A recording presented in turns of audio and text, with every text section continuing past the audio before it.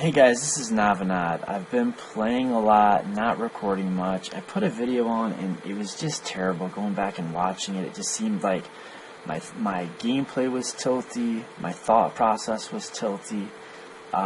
It's the first time I ever got a thumbs down on a video I posted, and I removed it. And I've had this content maker's block. And I think it's because I'm not getting outside of the box. I'm not experimenting with anything. I'm not doing anything new. Or maybe I'm on full-blown monkey tilt. Either way, I'm about to buy into a $50 heads-up turbo SnG with a guy that is almost certainly sitting 4. So probably pretty good. And I've never played NL50 heads-up, at least not since I don't know, 2008 or something like that online. So it's maybe a tad bit suicidal, but let's see how we game against the big boys. I'm ready to take a shot. $266 bankroll. Hey guys, it's free. It was free money. I took a free roll and rolled it up, you know. And maybe he's on a couple other tables, and because I saw some of the. This is so crazy. $50 buy-in off of a $266 bankroll that I spent months grinding up from a $2.89 frequent player point bank. And here we go. Putting $50 in for your amusement, for your entertainment pleasure. But I am probably going to be pretty quiet because I'm going to have to think through this stuff. I'm going to just say good. No, I don't want to. I was going to say good luck. This is Navonod. But I don't want him to know he's being recorded, because in case he just has a bunch of money that he wants to piss away, I don't want to discourage that. Okay, King 3-2 hits his range pretty hard, does not hit ours at all. So we check and fold. We've got no range advantage, we've got no equity, and we are out of position, so trivial fold. Okay, so I'm expecting to get 3-bet more often, and if it turns out that is the case, Queen 6 suited will be a flat. But at default, before I know for sure he's going to be 3-betting a ton, I think I'm going to cut it off at Queen 7 suited, Queen 8 suited, depending on the stack sizes, raise size, all of that history. 8-4 offsuit, we're going to dump.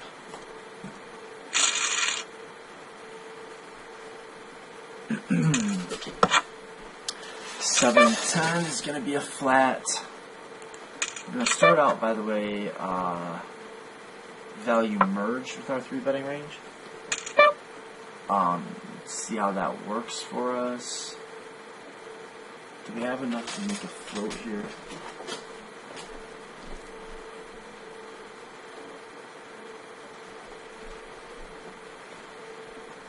No. We will get to this flop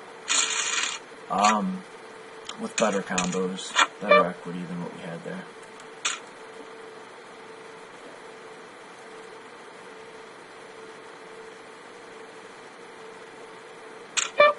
Okay, so he's going to be 3-betting a lot. What's our adjustment? We want to make polarized 4 bets. We want to open up a 4-betting range and polarize it against him because we're in position. We're not expecting him to flat very often, and we want to get a little bit stickier pre-flop against his 3-bets, and it's a hand that I think is going to be just a fine. Okay, so ace high is going to have showdown value against the hands that he's decided to give up with, and we don't want to run it into a trap. And I think when he 3-bets and then checks, very often he is just checking to give up. I think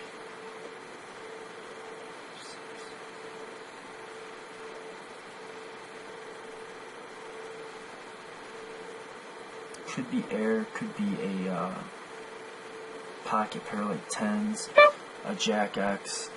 We could try to blow him off of this. I think we're just going to lay this one down.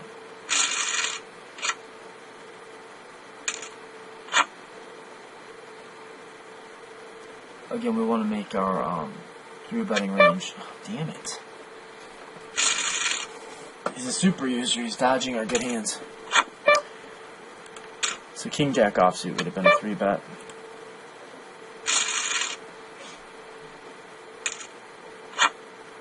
Queen 10 offsuit's always going to be a flat call. Oh, good lord.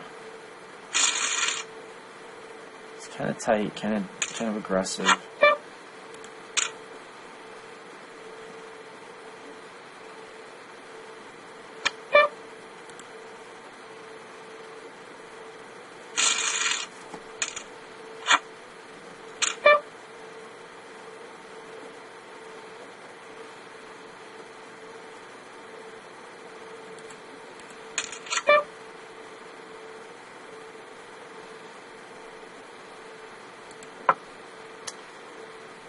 Let me try to check raise this flop.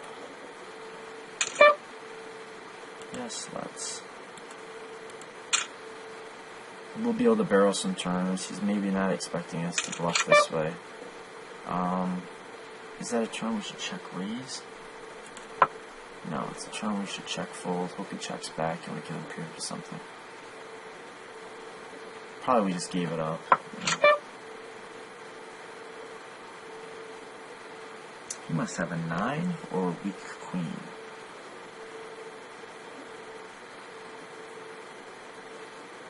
Or draw. He maybe checks back and repeat his draws. A 9, okay.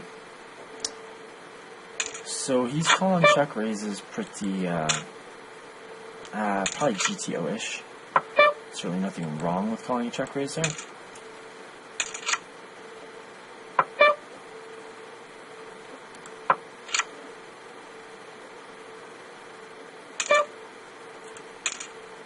Damn it. We're not running good, that's for sure.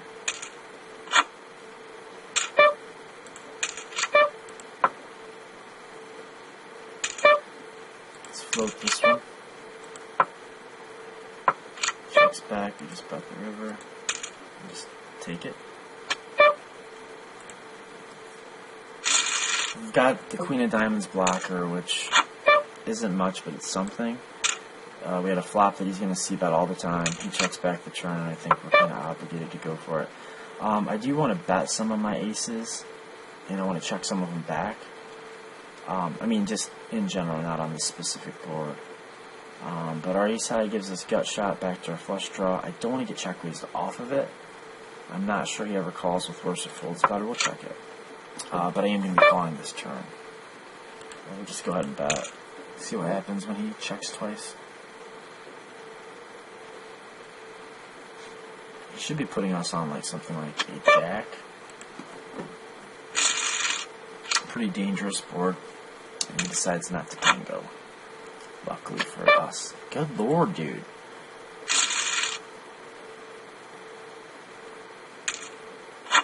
Not getting frustrated. Not getting flustered. We'll take the big blinds rather than playing the pot out of position, for sure.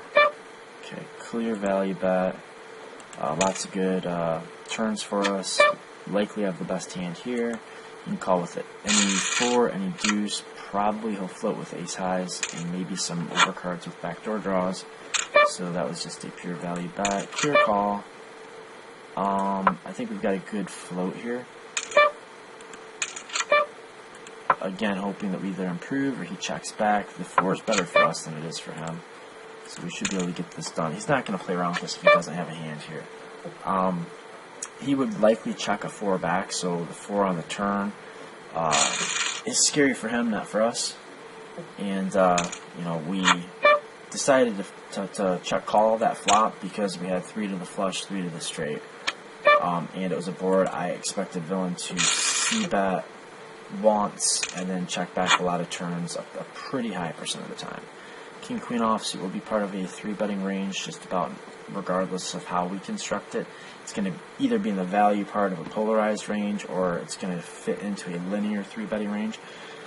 If he open folds again, I'm going to be a little bit irritated. Come on, bro.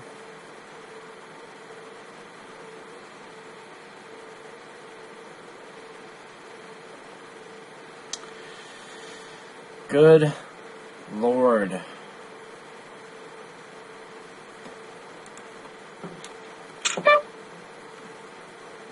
God, that's so weird now. It's like him time banking on that is so polarizing. It kind of makes me want to just flat. So, I mean, he was either really thinking about folding, or he wanted me to think he was because he's got a big hand. I don't know what a 3-bet accomplishes against that.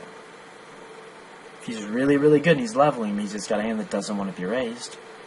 But that could be a hand like Queen 10, King 10, King 9. Let's see if we can dominate a bunch of his range and get into a profitable spot, even out of position post-flop. Got a very clear call here. We expect he'd check back his 2s on the flop, so that doesn't scare me. And probably he was checking back his 3s on the flop also. I don't think he's got anything here that can call, like ever. So let's just give him a little bit of rope and see if he'll go ahead and stab. Oh, he was discoed. Did not realize that. Oh well, we're still going to call. Okay, so I feel like we played perfectly against him there. So, best way we had to get money. Also now he may think that King-Queen offsuit is going to be part of our flatting range, which helps to uncap our flat calling range, and it also puts a little deception value into our 3-betting range. He's either going to think our 3-bet range is polarized or super tight, so we just want to really value merge it, because he will not expect that. He may think we literally have like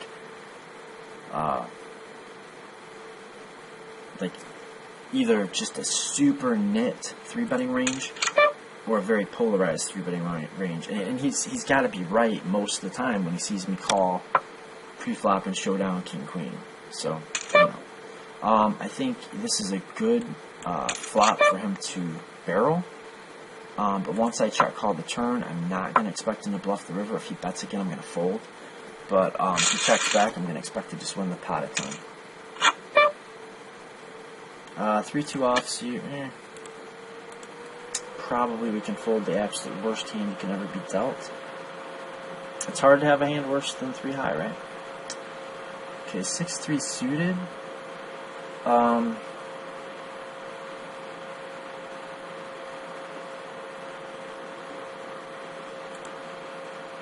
He saw us flat with King-Queen.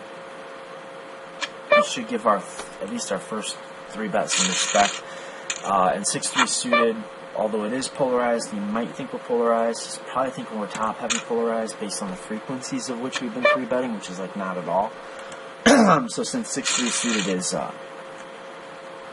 deep slapped. Hashtag deep slapped. Okay.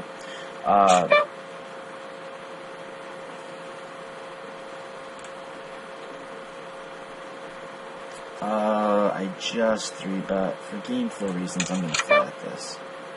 It should be part of a linear 3-betting range. But maybe not the hand exactly after. Okay, so I'm guessing this is just a small bet, just because he's expecting that he doesn't need to bet big with his value hands or with his bluffs, and he wants to be balanced there. And now we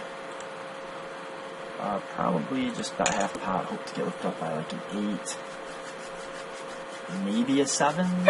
Good God.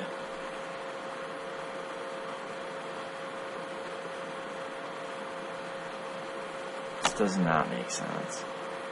Okay, so he bets the flop, checks the turn back, ships the river on. I really feel like my hand is good here. That is such an overbet, though. Okay, you know what? I don't have to call that. I just don't have to call it. He's betting too big. If he's going to pile in that much money on a bluff, he will run into hands bigger than second pair on a straighty type board. So, I feel okay about that. I definitely do not have to make that call, because I will get into that situation with plenty of stronger hands than second pair. So if he's just randomly going goofy with bluffs, then, you know, theoretically we'll catch him.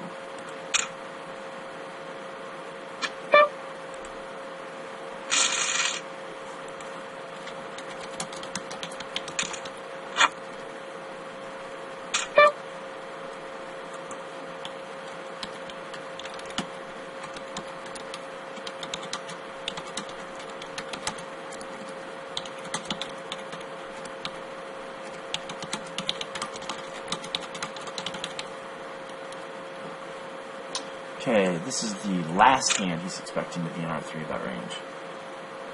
He literally saw us flat with it already.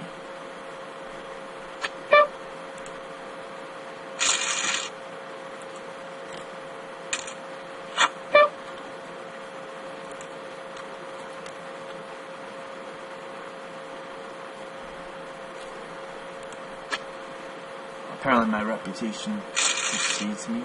No African thanks. Ace for offsuit, super standing flat call. And a pretty decent flop, pretty reasonable flop. It does look like he's taking this line where he's going to bet small on the flop.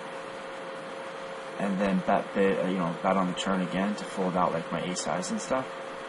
But also, it's the kind of board that I might just spaz out. Plus he's kind of being like crappy in the chat, which could cause a little bit of extra shipping on my faciness or hero me off.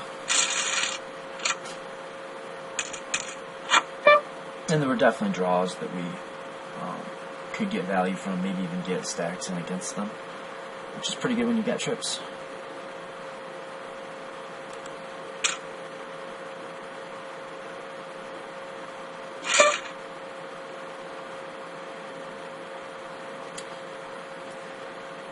Alright, he's at that 20 big kind of threshold where shipping over a min raise makes a lot of sense. We're gonna start. We're gonna open an open limping range. Okay, let's see how he responds to a donk bet. This really does crush our range, and we've got equity. So that's the thing I was a little nervous about.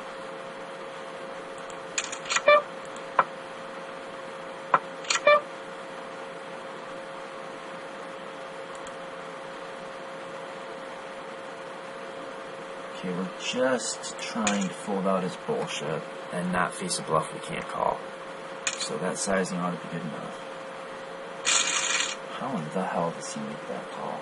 Okay, so he's going to be spazzy against donks. I wish I would have figured that out earlier on.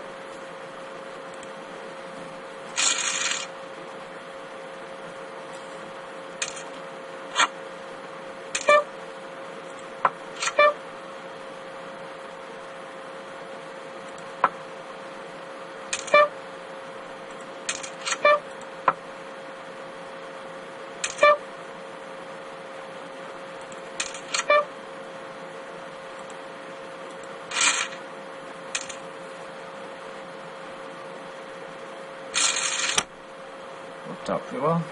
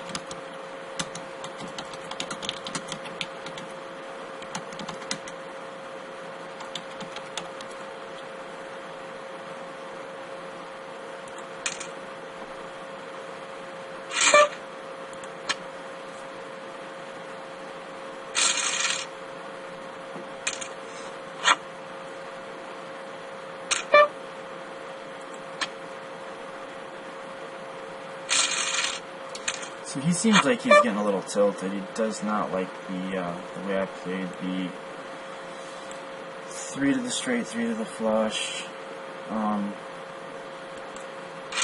Yeah, and that's fine, whatever. We're going to ship 13 bigs for sure with King Queen.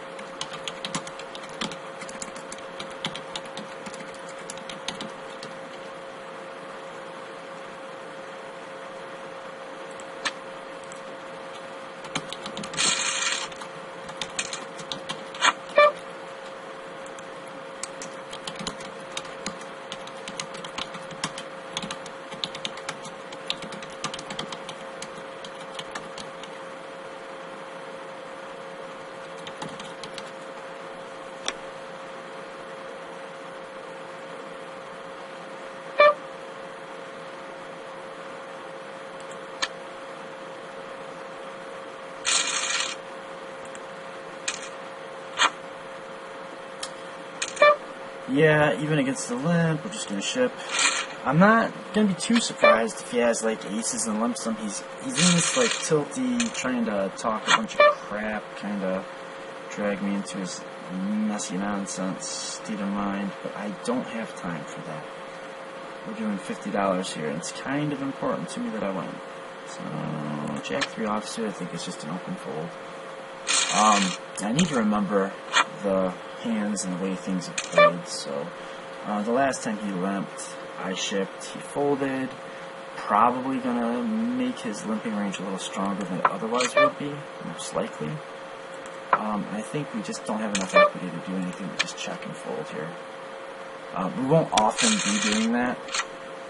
In other words, like, we're not just going to be checking and folding in a limp situation.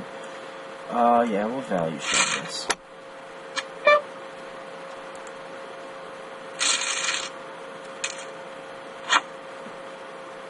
But I think it's kind of fine that the first time it goes limp, check back, flop comes out, I check and fold. I think it'll make it more realistic to him that I have a piece next time. Queen 7 offsuit's probably a nice shove. See if he lets me open a limping range. Nope.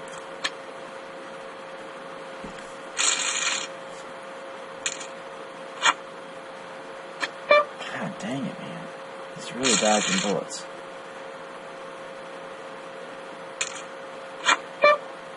Yeah, this is just not a hand that induces well. Not thrilled about it. We gotta rip it in. That's the result we're looking for. If he calls with King Queen, we're a small favorite. Got equity against his pairs that stack. Yeah, I don't know why we didn't just rip King High in here. God damn it. Got lucky. We'll take it. Alright.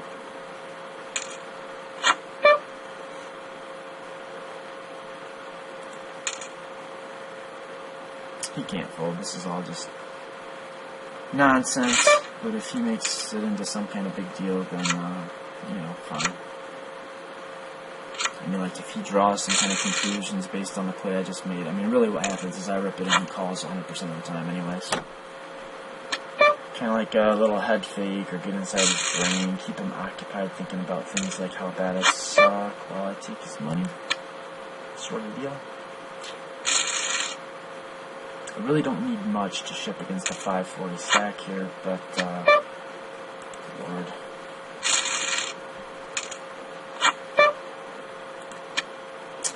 And even less to ship against that stack, like 2, 3 big blinds, but 3 high is really just barely not going to cut it.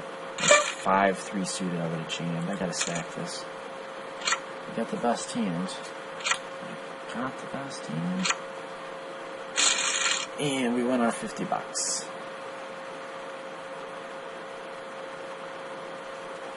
see what he wants to do.